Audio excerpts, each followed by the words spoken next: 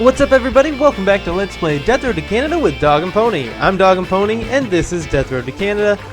Jumping back in with Fur. I thought we were a little further than day 3, but I guess not. Fur and Brent here. Brent says bark. 1 hour cabin vacation, yet another siege forest. The group gets confused when driving through a forest. They stop at a cabin to figure out where they are, but get trapped by a roaming horde. Siege alert, there's no escape. It's moderate, noon, 1 hour. Jumping right in with the siege here. Not always the best way to start. Didn't mean to do that or that. There we go. That's what I wanted. Alright. Nobody's tired as far as I can remember. And nobody's allowed to rest for this encounter, which means we're going to have to do our best to keep Brent alive. But it's not going to be our priority. Our priority is just going to be letting one person survive. It's just a moderate swarm size, so it really shouldn't be too terribly hard here for us to keep one person alive. I want to circle around the back and then go into the cabin. There's actually more zombies over here to the right than I thought. Okay, I think we've got an opportunity to go inside here. A lot of good stuff for us in here. Food, ammo, a nail board or two, a hatchet, which I'm going to use to replace one of these nail boards, because it's better. There's more ammo on the ground over here, but let's check out what's in this room. I was thinking it would just be debris, to be honest, but a medical supply is definitely a welcome alternative to debris. This is pretty good. Like, typically sieges don't have very much loot, if any at all. So I guess it is pretty early in the game, and they typically try to give you loot early on, so it's not that surprising. Our siege is ending, as you can see, and we're going to go out toward the bottom of the screen. Yes, let's hit the road. I think that was a perfectly handled siege, if I do say so myself. We picked up 6 food, 1 medical supply, and 21 rifle ammunition. We got a lot of food. I'm feeling good about that. That's 6, almost 6, no, definitely 6 days worth of food. Plus 1 extra. And our morale's going up and stuff. Glimmer of hope on the death road. The group feels inspired after managing to survive that situation. Who's hurt and how much? Neither of us got hurt during that encounter. Brent was already at that amount of health when we found him. He just hasn't healed up since then, as far as I remember. What do we know? We don't know strength, but we also don't know fitness for Brent. We know both for Fur, and we know that her strength is okay, but her fitness is bad. Do we want to have an even higher strength trait, which would, anytime we have a strength-based encounter, allow us to have a better chance at surviving it? Or do we want to have just a generally good spread of abilities? I think everybody's morale is good enough that we don't need to do morale in a random skill game. I'm going to go with strength.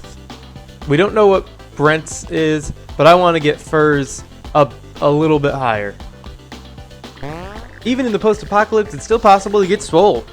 Brent's strength is revealed as terrible, and it increases. Brent's increases as well, but apparently not. I don't know. I don't think he's tired, so I'm not really sure what's going on there. Maybe dogs actually can't train strength, and that was just a waste. If so, that is my bad. We're going to move on, though. I don't know why his morale increased. I didn't see what happened just above that. Smelly campsite. The campground that the group sets up smells terrible. The source of the smell is a complete mystery. We're going to endure the smell rather than driving off with no sleep. Driving off with no sleep, we're guaranteed to be tired. But this way, there's a chance we'll be tired. Our morale will go down a little bit, and that's fine. And otherwise, we're just fine.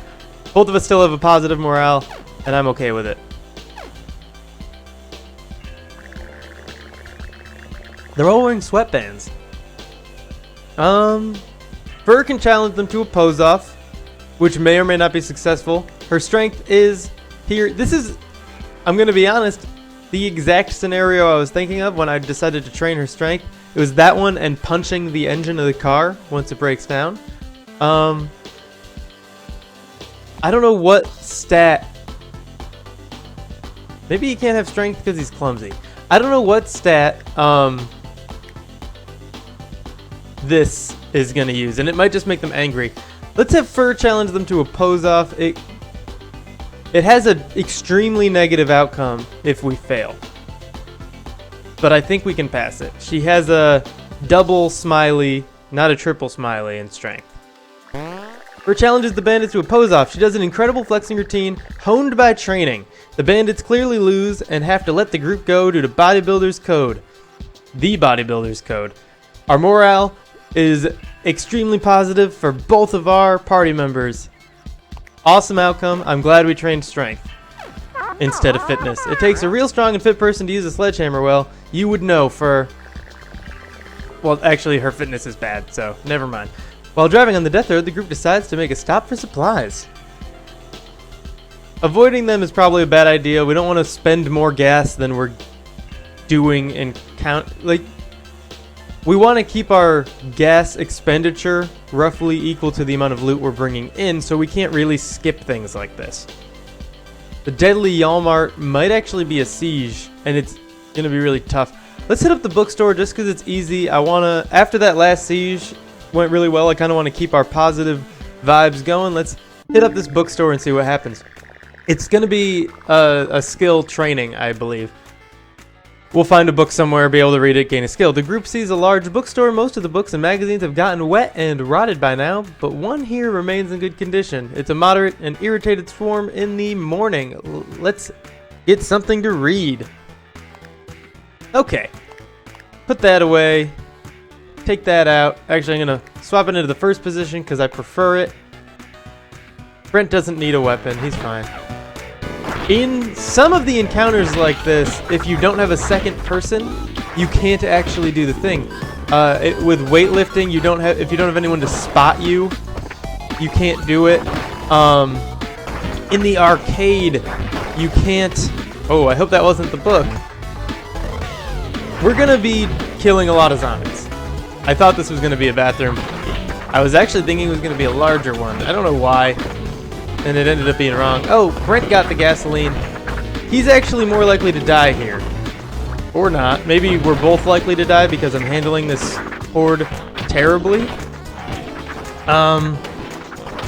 This isn't looking good for us. Those zombies cheated though, so that's pretty unfair. Luckily, his sacrifice is going to make this swarm a little easier to handle. We got out of it. Only just though. And I'm not feeling too good. We got some reading material. The book's title is Moron's Guide to Surgery. We stuffed it in our pocket. That's going to help us heal up, I hope, because we're going to need to. I'm not messing around with any more bathrooms. No loot whatsoever, and maybe some medical training. Not a good outcome for us, but, you know, considering that we lost a party member. Is there anything in here worthwhile? I really don't think there is. I think it said there's only going to be one book. I'm going to take it at face value and just get out of here. Okay. Here we go. Shouldn't have tried to swing there, because I did end up missing. But I ended up getting out of it okay. And we're right on out. It's okay. Yes, let's go. 19 zombies destroyed. Nothing of value gained except for this Moron's Guide to Surgery. Our medical increases. It's still bad, though. Oh, man. Okay. We really got to heal up. Hey, we're fully healed. We actually didn't lose as much health as I thought we had. Armored garage. Fur finds a professional car garage. The sign says car pros. She gets some gas and lots of scrap metal. Just need time to tinker. We got 44 gas. It's going to be enough to get us a little bit of a ways. We were about to run out. That one we lost when Brent died didn't really matter. We're going to do a repair and a tune-up, I think. Yeah, we really need that engine, you know, status. Here we go. We don't want to waste our time with the thing we're probably going to fail at. But we didn't really accomplish anything except revealing our mechanical ability. Sorry, I'm stumbling over my words. I recently woke up. Okay. Hockey sticks are good weapons. No wonder Canada is doing fine. I like that one. Hey, look! Okay, so not only did we find a party member, but we found DogAndPony. We're going to recruit him to the team. He's charming and a friend of dog, which means we'll find even more dogs to replace Brent. Not that you could ever replace him in spirit. I think we only had him, like, from the end of the last video. I can't remember exactly when we picked him up. Anyway, his wits and attitude are both fantastic. That's pretty great. His morale's not great, but that's fine. It'll go up. If you tie a string around your finger real tight, your finger will turn perp. I believe that's supposed to say purple, and it got cut off, but I prefer it the way it was. The group finds a cabin in the woods with no zombies in sight. It has a wood stove in it, but no wood. We eat a decent meal. Do we want to go to sleep? That's the neutral thing. Let's take a chance and go out and chop wood. Who should chop the wood?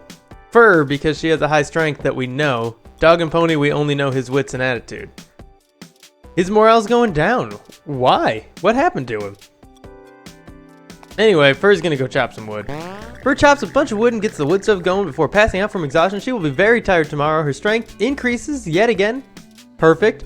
And the fire feels great. Our morale goes up. That's what I was hoping for. This is not what I was hoping for, and this is better than I was hoping for. If you could follow where my mouse was pointing during that time, congratulations. You didn't win anything, but good job. Okay. Fur's gonna be resting for whatever encounter we have here. Hopefully our car doesn't break down. We're about to run out of gas yet again. We're at 16. City before dusk. The group is traveling close to nightfall and sees a city in the distance. The zombies grow more aggressive as the sun sets. Mild and calm, but at nightfall. Camp supplies shop. Definitely going to be better than the umbrella shop. Okay, Fur, you're resting. You are too tired to do this kind of thing. Don't argue with me. That's my final decision. Okay, we need the hatchet. That'll probably be enough, but we'll take the nail board as well. I don't know his strength, and it takes a lot to swing it from what I've been able to gather here. Dog and Pony is allergic to everything in Canada. I actually don't have very many allergies. My mom is allergic to like most things. It's pretty crazy. And I just have like no known allergies. Or at least no known severe ones. Which is nice for me. Okay. Ooh, a fishing pole. I've found a fishing pole in the past, you may recall. But I never got a chance to use it. And also in the past, I found a encounter in which we could have used a fishing pole if we had one, but we didn't. So I'd like for the stars to align here and us to be able to use a fishing pole to get some food. I would imagine, since it seems to be a rare encounter, and fishing poles seem to be more or less hard to come by, you would think that that encounter would therefore be extraordinarily beneficial from a food perspective, and that's what I'm hoping for. Though I would understand if it wasn't. Okay, we got a little bit more ammo, so now we can actually use our gun. That's good. All of our rifle ammo was in the car, so we couldn't really use the rifle we picked up. But now that we've got ammo, we can get out of some hairy situations here. And we might need to do that pretty soon. It's late at night. The zombies are getting harder and harder to manage here. Toilet Genie? No luck there. Pretty rare. I've only ever seen one in rare characters mode, so never really expect to find one, just kind of hope to. Then again, the wishes do have like a backfire component, and handling a ton more zombies is going to be tough for us. So, like, if we get food, we also get a ton of zombies, I think. And we don't want to have to deal with that necessarily. So, you know, it's a risk reward situation. A lot more houses. A lot more houses than I thought there would be in this area. I'm gonna switch over to my cowboy rifle here. His shooting is either fantastic or I just got fantastically lucky. This is tough. This is a lot of zombies. There's a shotgun in here that I'm not gonna mess with. If this area didn't have so many additional areas to go into, I would have left immediately. But this is a really large space that I think I'm going to be able to avoid zombies in. So I'm not feeling too bad about coming in here. I don't think it's too much of a risk. We came in with full health. This house is humongous. It's late. though. Very late, but we're getting a lot of food. I think this is going to be the last house we go to. Even though there are like 3 or 4 more buildings that we can explore, I just don't think it's going to be worth it. It's too late at night. We need to get to a camping spot. We need to not die. We got a lot of loot. We're not going to push it. I just tried to reload my gun. You don't have to do that in this game. That's not a thing. Okay. Do I go to one more? Oh, there's just so many buildings. Okay, wait. Those are all blocked off by debris. Is my car over here or is it up? I think it's up. One more house? We'll look. It's debris only. That's what I was kind of hoping for. And back to the car. Hopping in the passenger side, and I think if you get in on the passenger side, you actually have to take extra time to scoot over to get into the driver's seat, but it's obviously safer than running around the other side of the car in a lot of situations. So 8 food, only 9 gas. We're gonna run out and be walking, but ammo, and that gun we picked up, and the fishing pole. I almost forgot about the fishing pole. That's pretty awesome. I'm pretty happy with that encounter. Tree in the road. The way ahead has a big tree lying across it. It looks like someone cut it down to block the road. It would take a group of strong people to move it safely. We're going to plow through it. And you know why we're going to plow through it? Because our car, A, we're almost out of gas. If our car breaks down, who cares? B, our engine's like dead. Look at this. But our chassis still has 3, what's the word I'm missing here? 3 condition? Okay, I'll go with that. Our chassis is still fine, so, more or less, what's the risk of plowing through it? Literally nothing. Let's do it. The group thinks it's just a tree and the car is made out of metal. How tough could it be to run over it?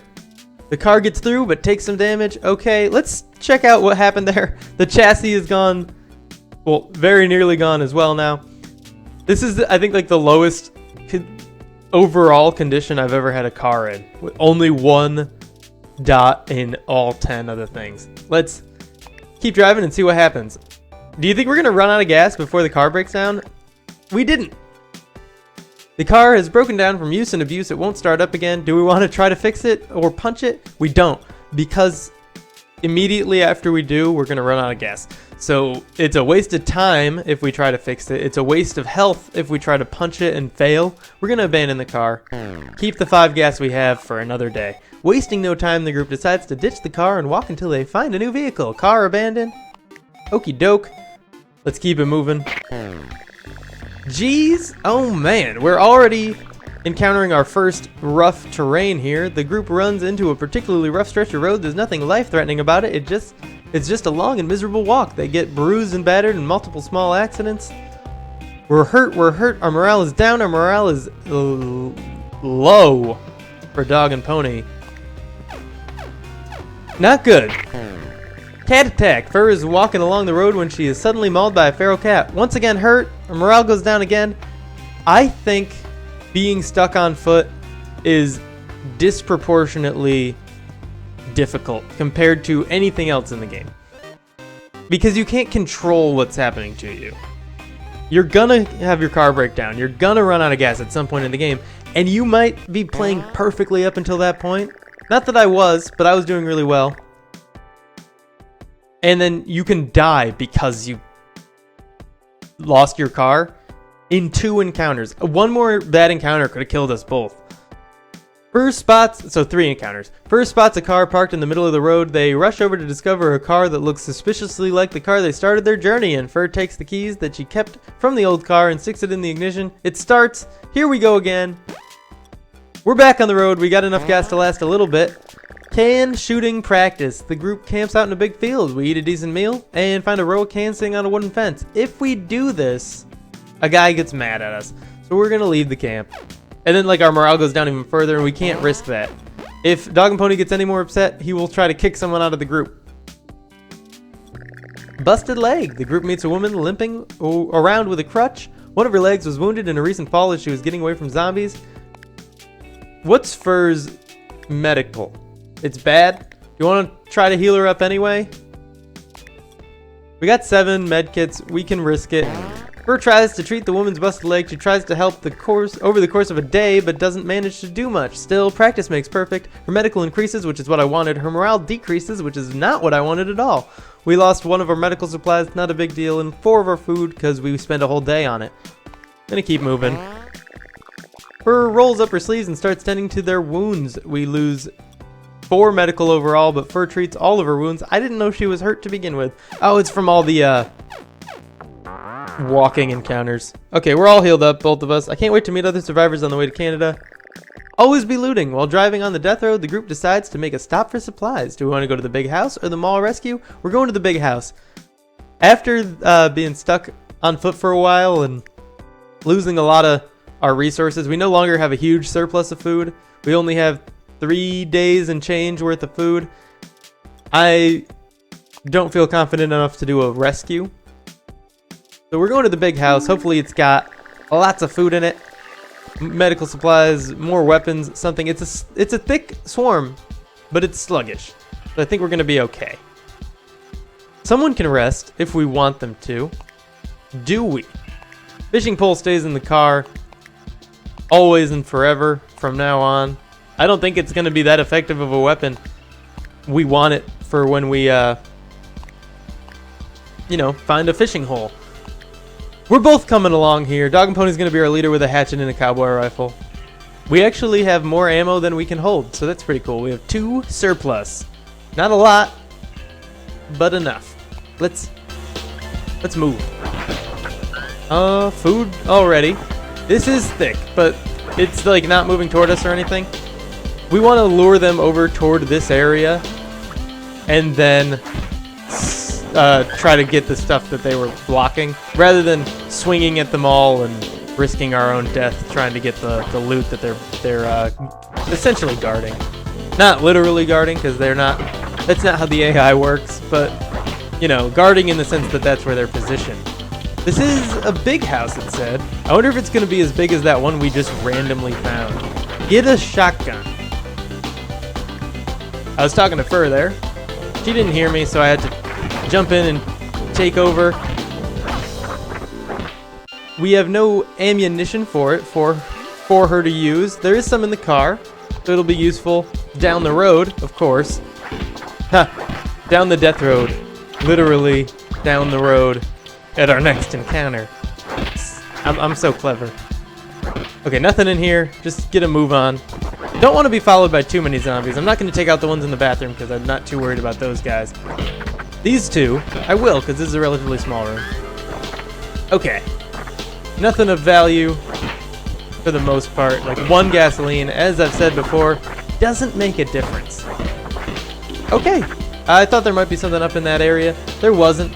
I'm going to take this guy out with my hatchet, or at least a little bit, and then grab the chair and kind of use it to toss at anything that's coming my way. Like that. That was awesome. There is another room off to the right that I actually didn't, or to the left, that I didn't realize was there. That's cool. I thought we were going to be done looting and just grabbing that food that I mentioned at the beginning, but we had a little bit more off to the side. It wasn't much, but it was something, and I appreciate it. Let's move on out of here. Fur will catch up any second. She actually does need some help. She's fine. Okay, let's get out. Do you want to leave this location? Yes, let's go. We've got 5 food, 1 gas, and a little bit more ammo, some of which we brought in with us, but definitely got a little bit extra rifle ammo there. About 14. Let's keep it moving. Alright, let's hope the car doesn't break down. Yeah, I agree, but it's in decent condition, so we're going to be fine. 10 driving days until Canada. Dog magnet. DogAndPony is a lightning rod, but for dogs. A dog approaches the group out of nowhere. It seems eager to join up. How much food do we have? 20? That's 3 days worth with a third party member and a little extra as well. We're going to ask Melvin to join. We accept Melvin to the team. Melvin joins the team. Onward to Canada. And that is all for now. Thank you for tuning in. If you enjoyed this video, be sure to click that like button. If you want to see more in the future, make sure you subscribe. It helps out the channel a lot. I will see you in the next episode.